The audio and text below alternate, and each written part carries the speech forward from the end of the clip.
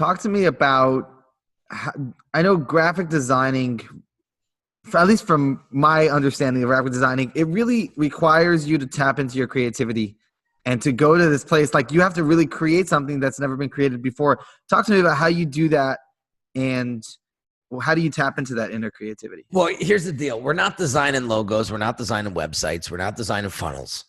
Okay. We're designing people's lives. Mm-hmm. Okay. And there's a big difference. Okay.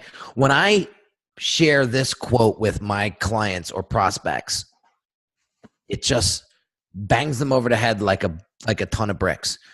I tell them the quality of your brand will determine the quality of your clients, and the quality of your clients will determine the quality of your business, and the quality of your business will determine the quality of your life. Wow. So what do you want? What do you want?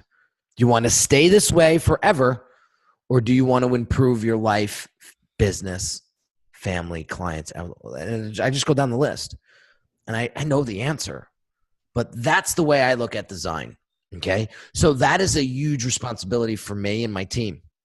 And what we do is we make sure that everything's intentional.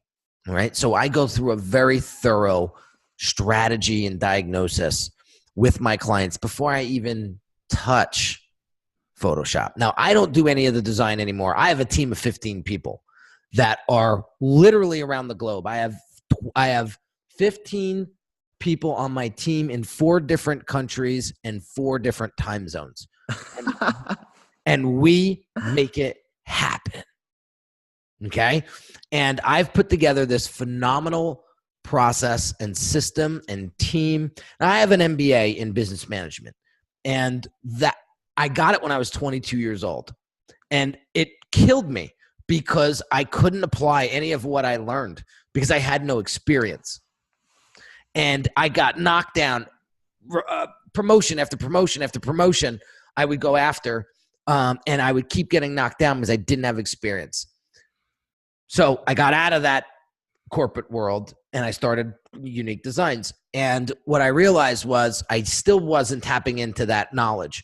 The minute I said, well, my mentor at the time said, you need to build a team around you. You need to replace yourself.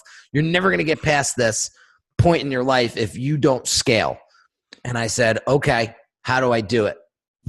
And so here's where the all that MBA knowledge started to come out. And I started to build a culture. I started to build some serious teams, and everything started to just fit into play. Like Russell Brunson always used to laugh at me because he would talk about it on his podcast. He'd say, Henry, you always got me with that Voltron analogy. I said, I built Voltron for my company. And for those folks, you probably don't even know what Voltron is. Maybe you younger guys don't even know what that is, but it was a cartoon back in the 80s. Yeah. It was a cartoon back in the 80s. And it was these 6 different individual entities, right? They were good guys, and there were 6 of them.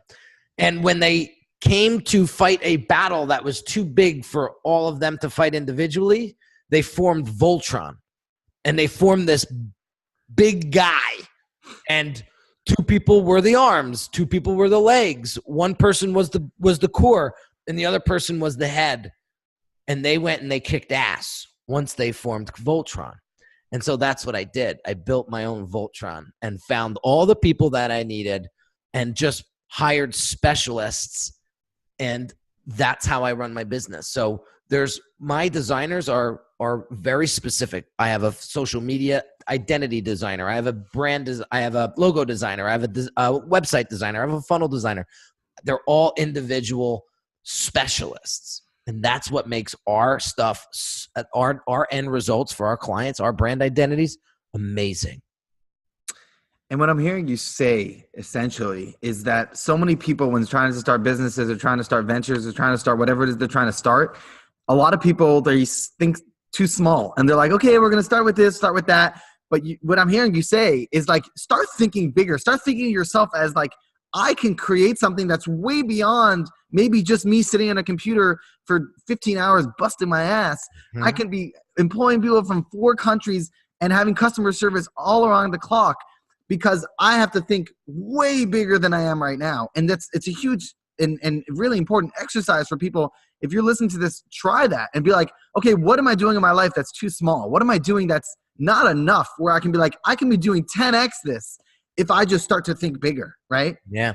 It's funny. So last year was a huge turning point in my career. So last year I worked with 8 clients. The year before I worked with 48 clients. And I made more money last year than I did in all 12 years of my business. And I asked my father, because my father and I are really, really close. And I said, Dad, what do you think it is? How did I make this kind of money with 8 clients? And he said, experience. And so I went to my mentor and I said, Chris, I asked my father this question and he said, experience. And I have to agree. My experience is there. I mean, I effed up a lot, Mendy. I continue to mess up. And you know what? It's part of life. You have to. It's part of life. That's how you grow, right? Yeah. So I said this to my mentor, and my mentor said, I think it's something else. I think experience has something to do with it, but I think it's something else. I think it's belief. I'm with you. I'm with you 100%.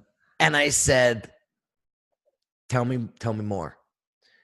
And he said, do you think you'd be able to close 6- and 7-figure deals if you didn't believe you could? And I said, absolutely not. And he said, that's where I'm seeing. That's where I see you excelling. You're starting to believe in yourself more.